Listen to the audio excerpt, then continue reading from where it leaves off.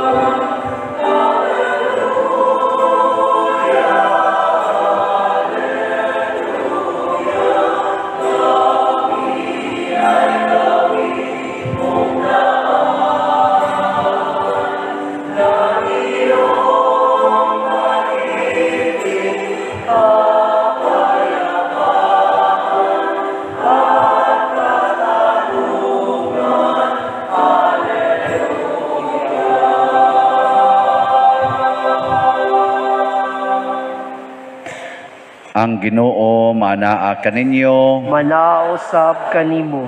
Pagbasa gikan sa Santos nga Ebanghelyo sumala ni Marcos. Himayaon ikaw, O Ginoo.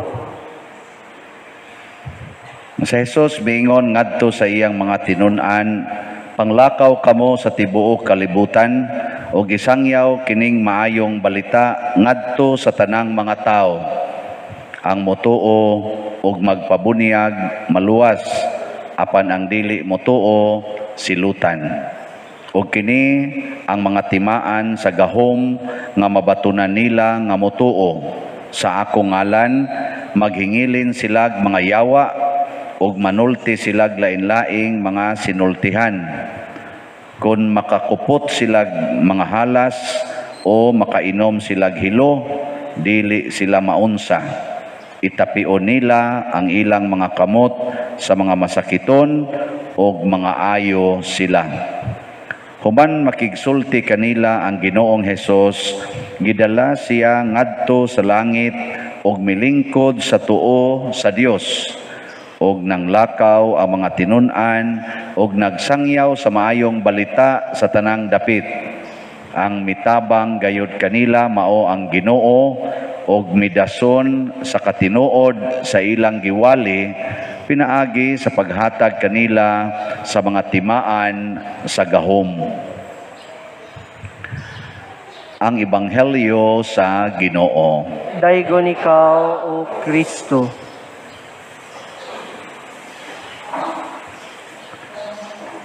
Mga igsoon, pagsaka ni Jesus ngadto sa langit, doon na siya'y gibilin dinhi sa yuta.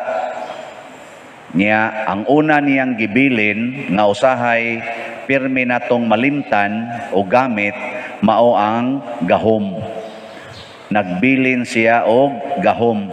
Nga matod pa ni San Pablo diha sa atong ikaduhang pagbasa, kining gahuma nga gihatag sa Dios kanato maora sadtong gahuma ang gigamit sa Ginoo pagbanhaw ni Hesus ug pagpasaka niya sa langit.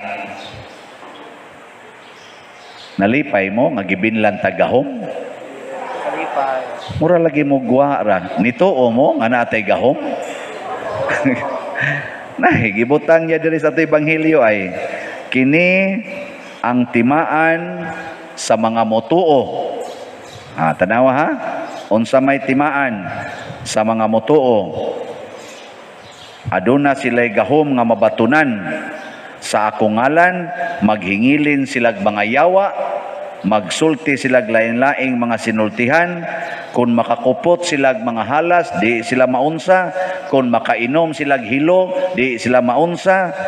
Unya, itapio nila ilang kamot sa masakiton, o mga ayo sila. Kanang tupad nimo, unsa man na, masakiton, dili. Nagtap-tap man sa ato pa masakiton. Gitapin is imong kamot. Ayaw pa diroy kay social distancing. Mao naman ay atong gituhuan karon. Kana naman atong gituhuan. Pero nalimot na tangaa daytay gahom nga makaayo og mga masakiton. Pero wa nato gamita. Ato lang gipatayan. Murabag ka na bang tao bang giregaluhan og Mercedes-Benz sa nagmahal niya. Nya kay di man siya mo drive anang Mercedes-Benz, iya ra jud ang gibutang diha sa daplin sa daan. Hangtod na lang niabot og 20 ka tuig na ari gina diha. Muandar pa kana. Aw tingali kay ligon mang Mercedes-Benz pero bati na kay ignaong kay nauwanan, natay-an na, nana diha ang tanang mga buling kay wa ra gid niya gamita pero pagkaninduta di unta adto. No? Mao na ang atong gahom sa pagpapahawag yawa, sa pagsulti og mga pinulungan nga makadani sa mga tao ug ang pag-ayo og mga masakiton, wa na to gamita. Mao nang nangasakit na ta karon. Kay imbis unta to papahawaon ang yawa, ato na mahinong giamigo og maayo ang yawa. Imbis unta to manulti tag pinulungan para mosangyaw sa pulong sa Ginoo, linibakay naman hinuon ang nahitabo. Bisan diha sa atong social media, fake news man ang nahitabo. Ako bitaw hilig kay kuan ang salida nga Rambo. Ana bang Sylvester Stallone ba? Anya ana sa YouTube inigtan-aw nako sa kanang title Rambo 3 The Last Blood. Inig-open ako, di mao. Napay ibutang diha sa YouTube nga kana ganing ana mga jitli nga salida ganahan sa kay kuana mga jakitsan ana. Ang ibutang diha English, full English version. Inig-open ako, di ko kasabot sa istoryahan. Pero ang gibutang, English. Kana bang fake news. Nga naman, tungod kay, wa na ta motuo sa giingon ni Kristo ang kamatuoran, maoy muhatod nimo sa kaluwasan. Nya, kamo, saman, gigamit ninyong gahom nga gibilin sa Ginoo. Pangutan ako nung na imong tupad. Ina nakapapahawa, nakagiyawa. Ina, kana ba imong tupad ba? Ina nakapapahawa, nakagiyawa. Kay gauna sa gahom nga gihatag sa Ginoo sa mga mutuo niya.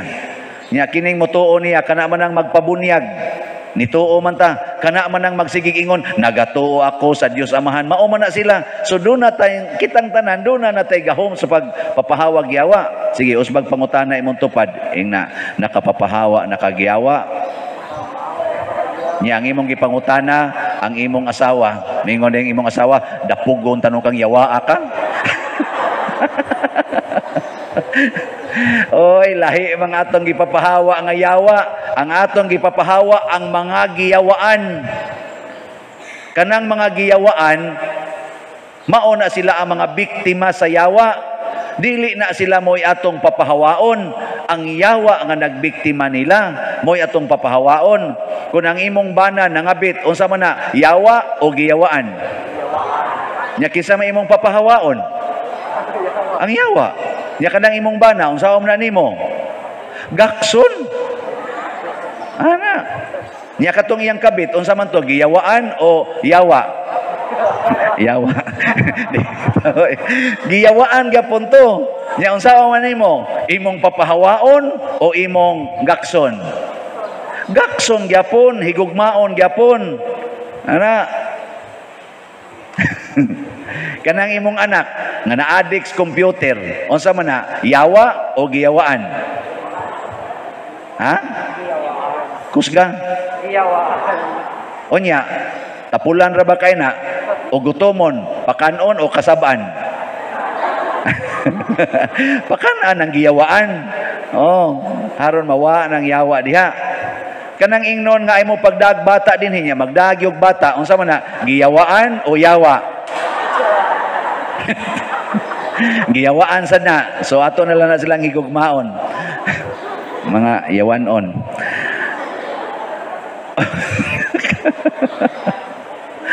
Kay kanagong yawa mga igsuon, ang kanang yawa espiritu man na siya, di man na makita.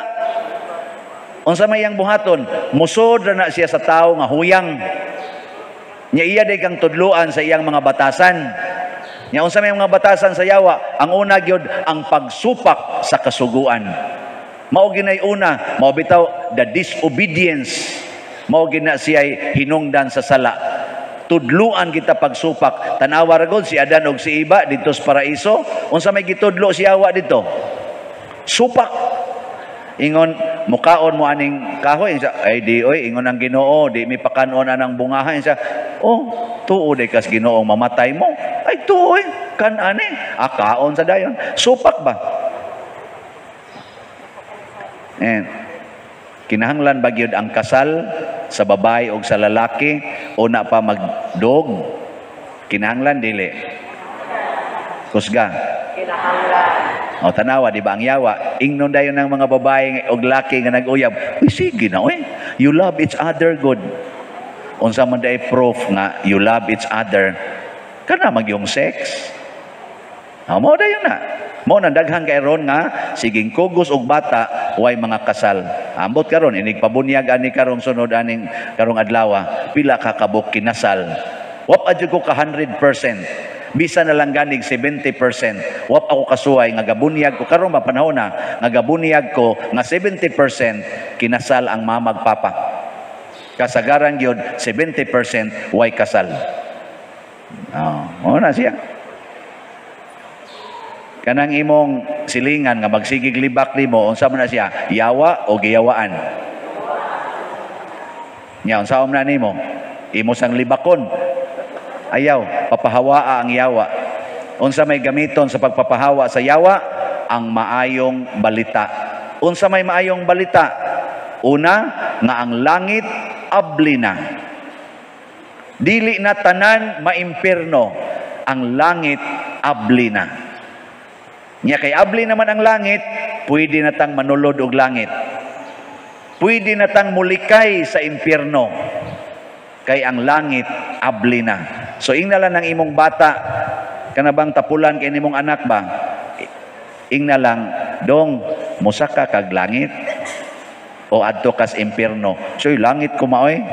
Isa unya kanang imong pagsigi diag duwa sa computer unya di nakahapit mo tabang sa lihokon makapalangit na nimo. Ana ba? Kay kanigong daan padong sa impyerno dugay na nang abli. Pagsugod pa lang og sala ni Adan og ni Iba, abli na nang daan sa impyerno.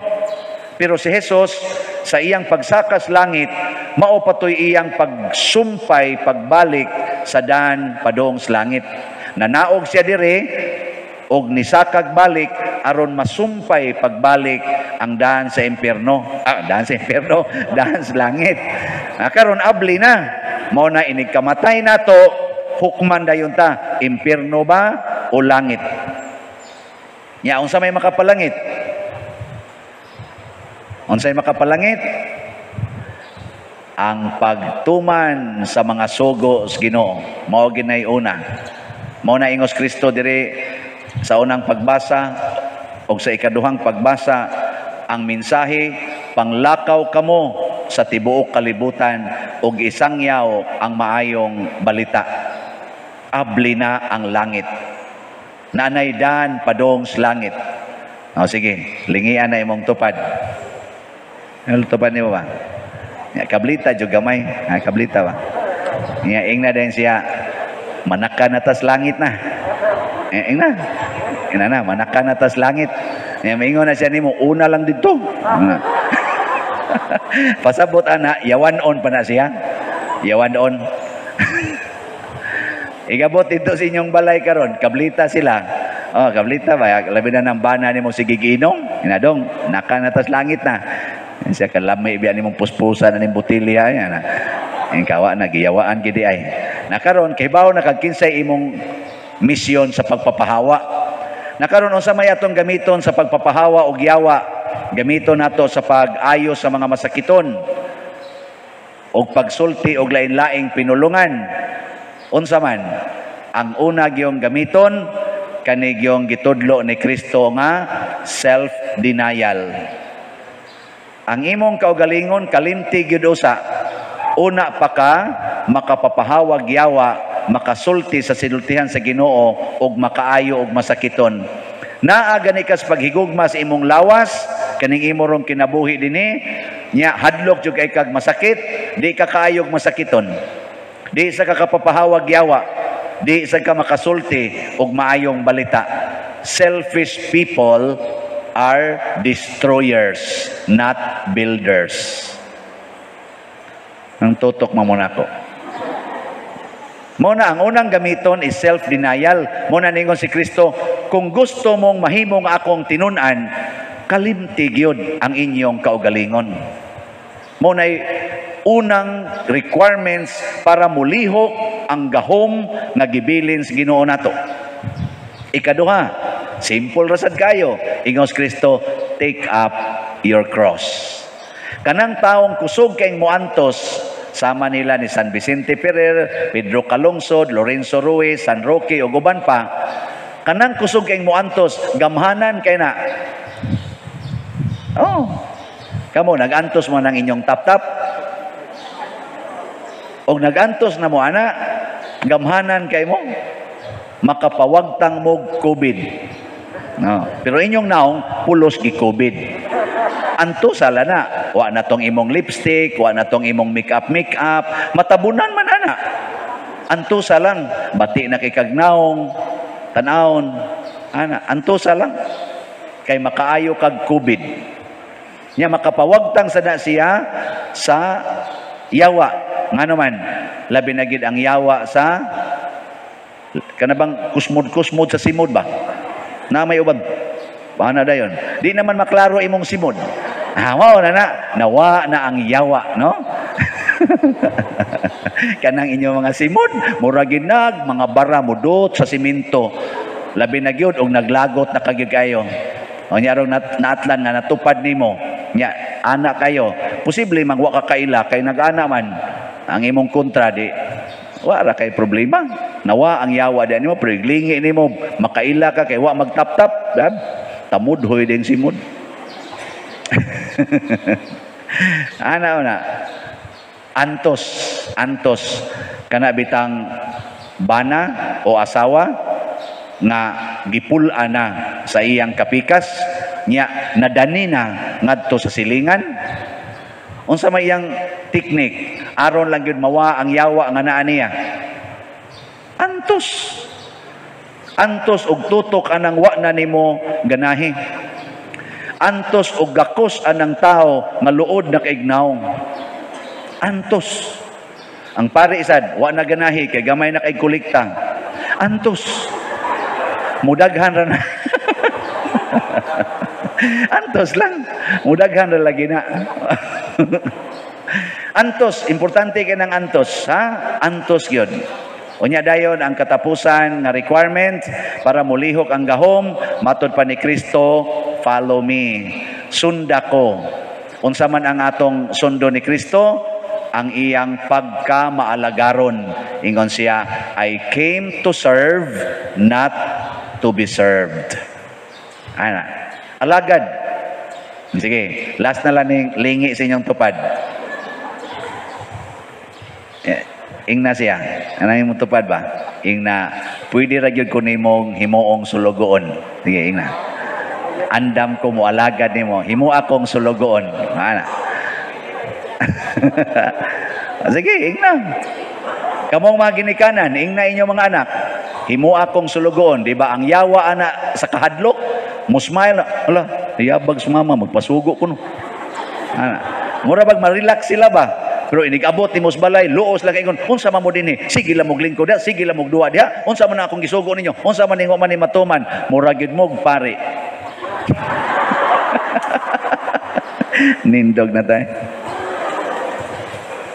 Nagato ako sa Dios Amahan, makagagahom sa tanan, magbubuhat sa langit og sa yuta, og kang Hesukristo iyang anak nga bugtong Ginoo nato, nga gipanamkon sa lalang sa Espiritu Santo, gianak ni Maria nga Birhen, gisakit sa sugo ni Poncio Pilato, ilansang sa krus, namatay o gilubong, mikunsad sa mga minatay, sa ikatulo ka adlaw nabanhaw, mingsakas sa langit og nagalingkod sa tuo sa Dios nga Amahan, makagagahom sa tanan. Gikan didto mobalik siya aron paghukom sa mga buhi ug sa mga minatay. Nagatuo ako sa Espiritu Santo, sa Santa Iglesia Katolika, sa kaambitan, sa mga santos, sa kapasayloan, sa mga sala, sa pagkabanhaw sa lawas,